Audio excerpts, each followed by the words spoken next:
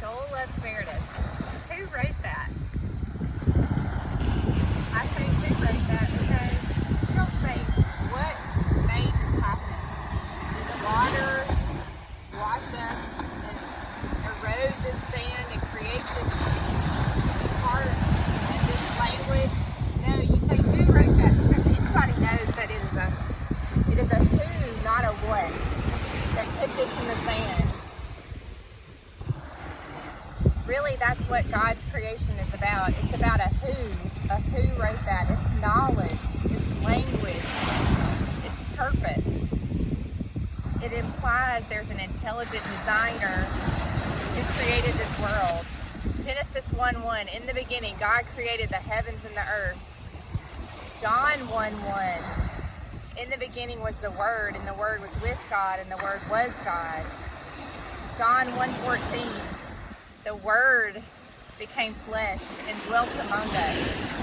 So God tells us that He created this world and that Jesus Christ is with God and was God, and He was with God in the beginning, and He became flesh and dwelt among us. Colossians 1 says Jesus is the image of the invisible God, the firstborn over all creation, for by Him all things were created in heaven and on earth, visible and invisible, whether thrones or dominions or rulers or authorities. All things were created through Him and for Him, and He is before all things, and in Him all things hold together. When we see something written, we point to a who that wrote it there.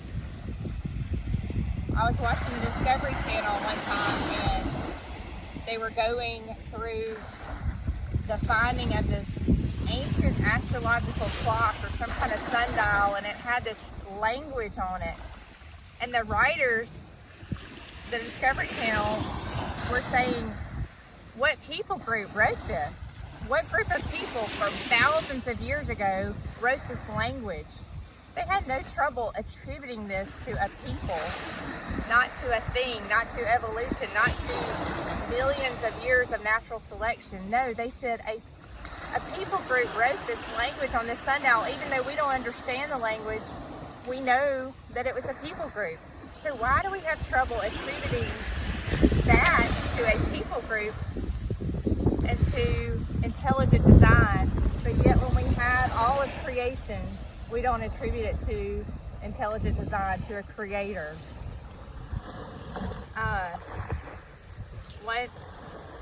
One other example is a house. You see a house that is built, and you don't say, man, how did that house just appear here over millions of years? You say, who built that house?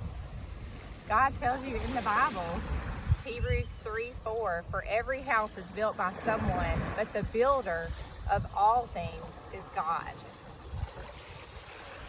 It's amazing that we can appreciate intelligent design, but we can't look at the intricate detail of the human body and attribute that to intelligent design.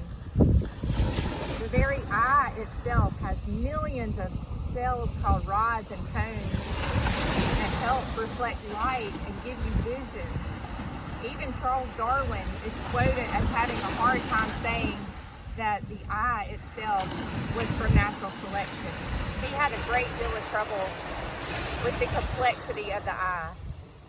My husband fell and fractured his temporal bone, and the intricacies of his hearing, the vestibular canals, the tiny little bones that have a tiny little membrane that vibrates and causes sound, all that was crushed when he fell, and he lost hearing on that side. And he has amazing design, a cochlear implant that gives him some hearing, but you'll ask him, can he hear like he can in the other side? Is it what God gave him? Can we mimic that hearing? He says, no, it's not the same.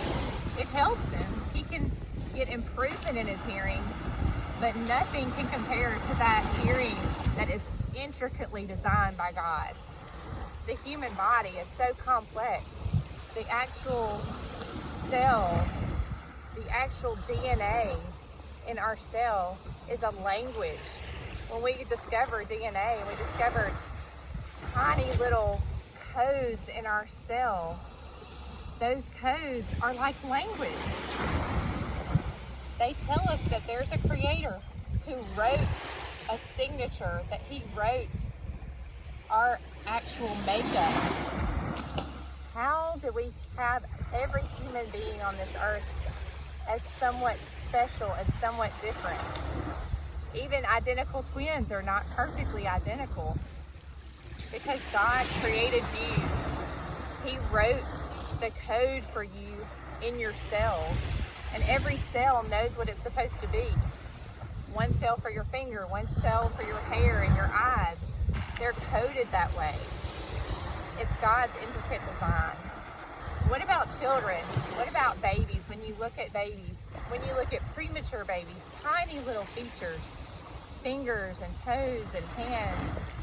And yet if one little part of their code has mutated, it could render them not viable with life. It could render them have some kind of medical problem because the code is not exactly perfect. Romans 1, interesting. Creation is in Genesis 1, John 1, Colossians 1, and Romans 1. What does God say in Romans 1? Romans 1, for what can be known about God is plain to them, because God has shown it to them. For his invisible attributes, namely his eternal power and divine nature, has been clearly perceived ever since the creation of the world in the things that have been made, so they are without excuse. For although they knew God, they did not honor God or give thanks to him, but they became futile in their thinking, and their foolish hearts were darkened. Claiming to be wise, they became fools and exchanged the glory of the immortal God for images resembling mortal man and birds and animals and creeping things. Why does the created one not glorify our Creator, but we glorify the creation? Ever think about that on Earth Day? Why are we glorifying the earth and the creation rather than the one who created it? We should have a God Day. Ecclesiastes 3:11 says that God has made everything appropriate in his time, and he has also set eternity in our hearts. God tells us that his creation points to him. He's put eternity in our hearts. Why can those people that attribute a language on a sundial to a people group not acknowledge that the language of this world, the creation itself, is pointing to God, an almighty creator? They are unable to do that because that would mean God exists and the Bible is real and true, and that we are responsible to God and to his judgment. The Bible says, Isaiah 29, woe to those who hide their plans from the Lord, and those whose deeds are done in a dark place. And they say, who sees us, or who knows us? You turn things around. Shall the potter be considered as equal to the clay? That what is made would say to its maker, he did not make me. Or what is formed say to he who formed it, he has no understanding. Do we as creation point to God and say, you did not make us, you did not form us, we have no responsibility to you? Look at all creation. The heavens declare the glory of God. The sky above proclaims his handiwork. Day to day pours out speech, and night to night reveals knowledge. There is no speech, nor are there words. His voice is not heard. Their voice goes throughout all the earth, and their words to the end of the earth. In them he has set a tent for the sun, which comes out like a bridegroom, leaving its chamber, and like a strong man, run its course with joy. Its rising is from the ends of the heavens, and its circuit to the end of them, and there is nothing hidden from its heat.